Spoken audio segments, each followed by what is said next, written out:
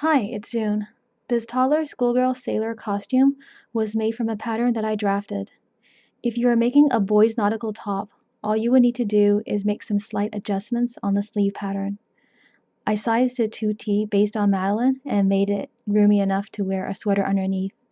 The finished garment measures 25 inches around the waist. I used bleach white muslin, which literally has no stretch. So if you're using a fabric with little to no stretch, make sure to measure your child's head first so that it will fit through the top's neck opening, which is approximately 20.5 inches wide. Firstly, print out and assemble the free PDF pattern, which is available at zunesewingtherapy.com.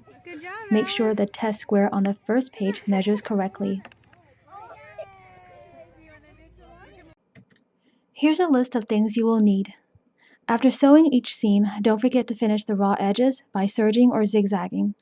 Most sewing machines have a mock overcast stitch, and that's what I used on my Janome HD 1000 with my overcast foot. Let's start off with a collar.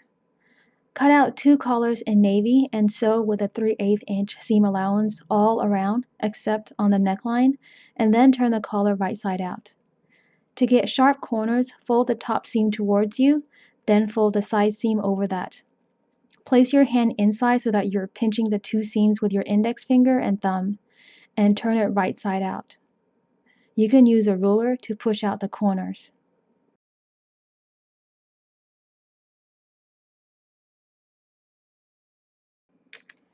After ironing the collar, place the ribbon a 1/2 inch from the edge and either glue or sew it down.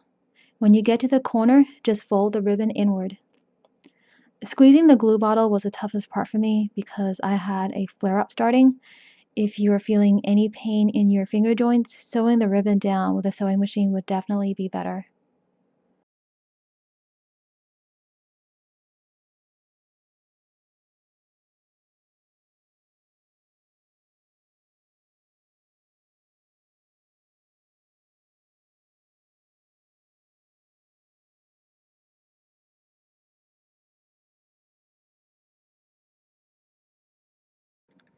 Now that the collar is done, let's move on to the body of the top. Cut out the front and back pieces in white fabric. For the facing, I fused the fabric with medium fusible interfacing because it was all I could find in the closet, so my facing was a little stiff. If you have lightweight interfacing, I recommend using that. So after I fused my fabric with interfacing, I cut out the facing pieces, joined them, and pressed the seams open. As for the top, sew only the shoulder seams and press them open. It's much easier to sew the collar onto the top when it can be laid out flat. With the right side of the top facing you, place the collar on top of it and pin it all the way around the neckline. Overlap the 2 ends. The neckline has a 3/8 inch seam allowance, but we will sew with a 1/4 inch for now. Place the right side of the facing on top of the collar, then sew with a 3/8 inch seam allowance. Clip down close to the stitch in the V area and also clip around the entire neckline, which will make the facing sit nicer when it's turned inward. Turn the facing inside the top and iron it down. I also did a 1/4 inch stitch from the neckline to keep the facing in place. Now that the collar is done, it's time for the insert. Fold the insert in half and sew with a 1/4 inch, leaving about a 1.5 inch opening. Turn the insert right side out through the opening and iron. Close the opening by stitching close to the edge. Pin the insert to the front of the neck and sew it to the facing on only one side. The other side will be for the snap buttons.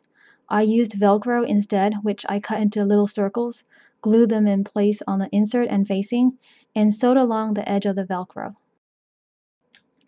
The next step is the sleeves.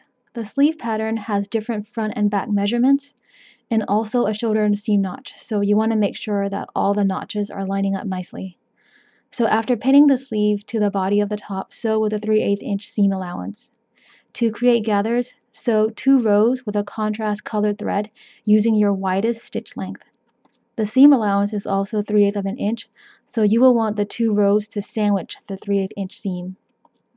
Pick up the top 2 threads and pull until the sleeve is the same length as the band. You can use a seam ripper to spread the gathers evenly. The band is 7 3/4 by 2 3/4. Fold it in half and glue or sew the ribbon on top. Then pin the band on top of the sleeve gathers.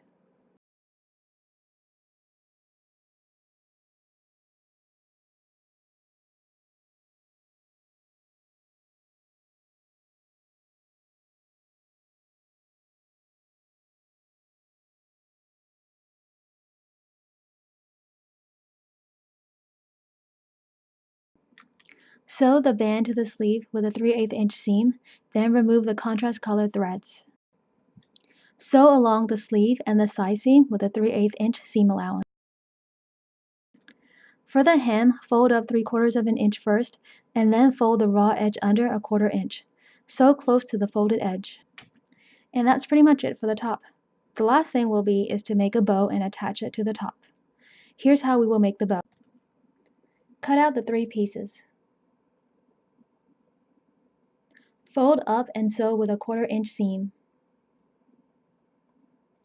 Make sure the seams are in the middle and press them flat. Turn the raw edges in a 1/4 of an inch and sew them close.